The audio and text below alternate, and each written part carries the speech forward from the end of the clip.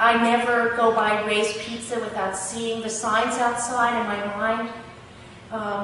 I see the stains on the sidewalk that I think nobody else sees and I know is from where candles were put, by a bus stop. A nowhere place to make a monument where candles, where the wax stained the sidewalk. And I see those still and think about it. And we brought, a few days later, he brought a candle and another picture, something about peace. And he, burned his candle and waited, and he sort of sat by it, and, his little artwork, as though people were going to comment on it. And we just sat there, and millions of people were going around. It was just another place where we could all be together. I now have a much more national perspective.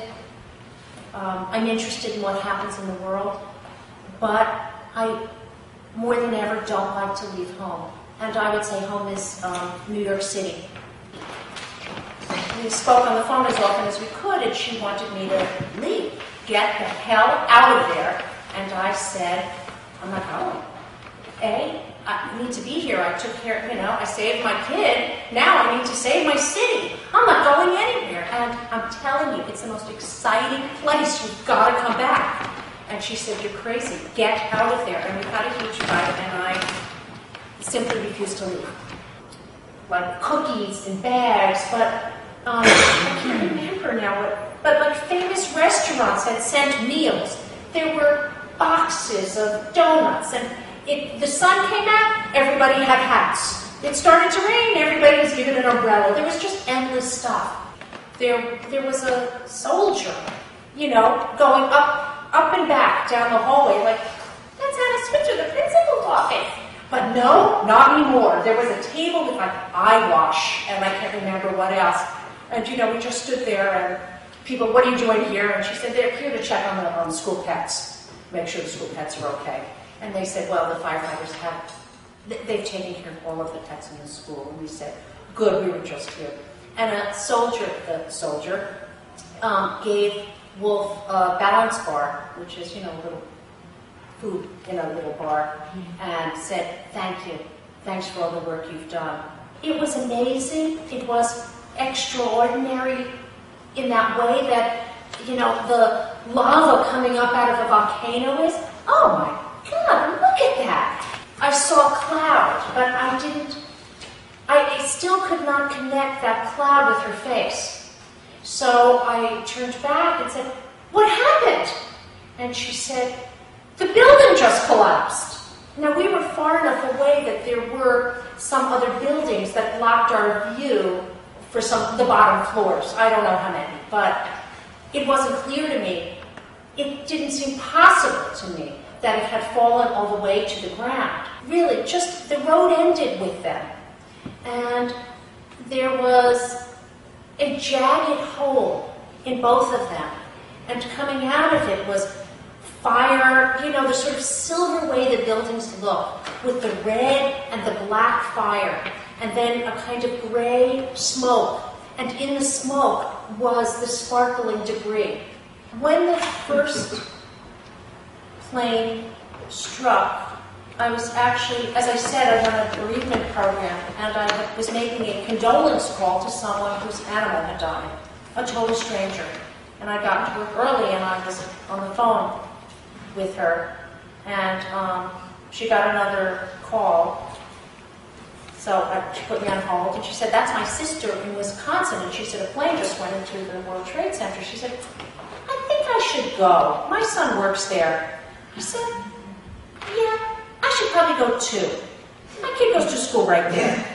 And I called the school feeling like guilty. You have to understand that the school's run by a tyrant principal, who it's very easy to be afraid of, because she yells at parents. I just heard about a plane hitting the World Trade Center. I just want to make sure the school's okay. Everybody's fine. Thank you, bye. They'll never know it was me. And I felt relief. Oh, good. It's not going to interrupt my life. Oh, good. I can stay, and work. And everything will be fine. And that's when I then called Nancy to say, you're going to hear about it, but don't worry, he's fine. Then I called my mother, who was home recovering from surgery and had her television on, but not the sound. And while we were on the phone, I'm still waiting for my client, my brother from Ohio called her to say that a second plane had hit. And she said, I think you better call the school again. And I was like, but I don't want to bother them. I just called and they said everything's fine. She said, I think you better call the school again. And she starts crying. I said, okay. And that way when I called the school, I did it to satisfy her because I wouldn't have. Do you know that another plane went into the other tower? And some man who was on the phone said, you're kidding. No, I didn't know that. I said, I'm just going to check on the kids. He said, come get your kid. We're asking all parents to come get their kids. So at that point, I didn't really have the option of doing nothing. I had been instructed by the school to go, although, as I said, I was afraid. People were calmly walking, but they were all walking in the other direction, and I had begun to feel, I had first the thought of, I'm a runner. But I run for nothing. Do you know what I mean? I run on a treadmill, or I run outside, or, it's just I just run nowhere. And I had a sense like, this is what I've been training for, to be able to make this run. It was like, it made sense to me. Sometimes be out of breath and slow down a little. And as I took a ride on Chambers Street, I was really at this point very over myself, thinking I was making a big deal over nothing. And I saw a man ahead of me running, also on Chambers Street towards the school. And I thought, no, this really is something. If he's running, I'm going to go back to running. And we got to the school, and there was somebody, I can't even remember now, male or female, outside the door that said, pull yourself together. We went out, and I said, do you have any idea what's going on? He said, well, I understand something happened because Pat, the teacher, was crying, and she said there's been a little problem, and we thought it was the homework.